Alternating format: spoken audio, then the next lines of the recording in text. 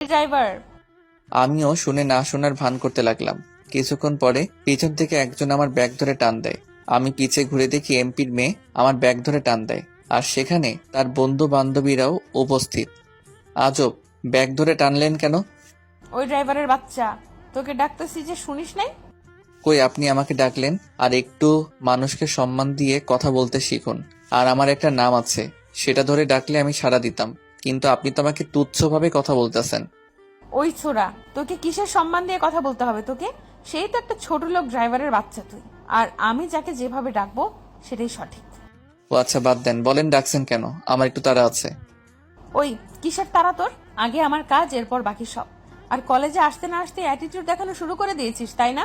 ক্লাসরুমে তো ভালোই বকবক করতেছিলি, আমার মুখের উপর তর্ক করতেছিলি। আর এই তর্কের জন্য আজকে একটাকে মেরে আত্মরা করে ফালায় রাখছি। আজ তুই হয়তো নতুন বলে জানিস না, এই কলেজে একমাত্র এই অরেনেই রাজত্ব চলে। তার উপরে এই কলেজে কেউ কথা বলতে পারে না। তাই নেক্সট টাইম আমার মুখের উপর কথা বলিস না, না হলে তোর কপালে খুব বড় মাপের দুঃখ আছে। আর যা বলবো তা কোনো টু শব্দ ছাড়াই মেনে চলিস, তাহলেই হয়তো কলেজে টিকতে পারবি তুই। জি আপু। গুড। আর ভুলেও আমার কথা অমান্য করার চেষ্টা করিস না। যদি করিস এর ফল ভালো পাবি না। এবার চল আমাদের সাথে। কোথায় আপু? আসতে বলছি না, এত কথা কিসের? তারপর অরিনের সাথে যেতে লাগি। তবে জানি না এখন কি হবে আমার সাথে। মনে এক অজানা ভয় কাজ করতে লাগলো। অরিন ও তার বন্ধুরা আমাকে নিয়ে ক্যাম্পাসের এক কোনায় গেল। তারা বসলো আর আমাকে দাঁড় করিয়ে রাখলো। অরিন, এবার এটার কি করবি সেটা বল। আরে ভাই দাঁড়া না, নতুন মোড়ক এটা, একটু মজা তো নিতেই হচ্ছে। এই খ্যাত, এদিকে আয়।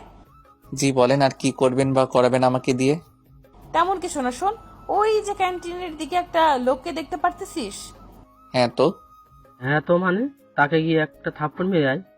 সরি আপু ভাইয়ারা, আমি এটা করতে পারবো না। পারবি না মানে? পারতে হবেই তোকে। এটা সম্ভব না। আমি শুধু শুধু সেই লোকটাকে কেন মারবো? আর তিনি তো আমার আব্বুর বয়সী মনে হচ্ছে। আর আমি আজ পর্যন্ত কোনো মুরব্বির গায়ে হাত উঠাইনি, না মনে হয় সামনে উঠাবো। তাই আমি এই কাজটা করতে পারবো না। তুই যদি কাজটা না করিস তাহলে আমরা আমাদের হাত তোর উপর সাফ করব। এখন চিন্তা কর কোন অপশন নিবি। সরি, আমি মারতে পারবো না। আর আপনারা যেটা বলতেছেন সেটা অন্যায় আর পাওয়ারের মিসইউজ।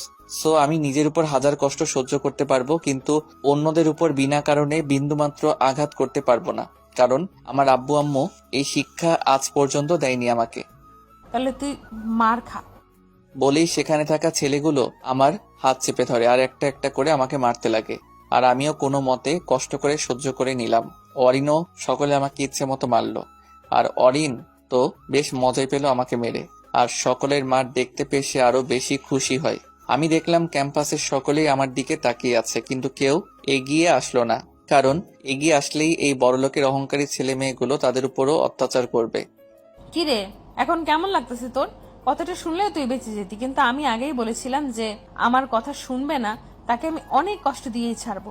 আর সহজেই কলেজে টিকতে দিব না। যা, আজকের মতো তোর জন্য থেরাপি এইটুকুই, কাল না হয় আবার দিব।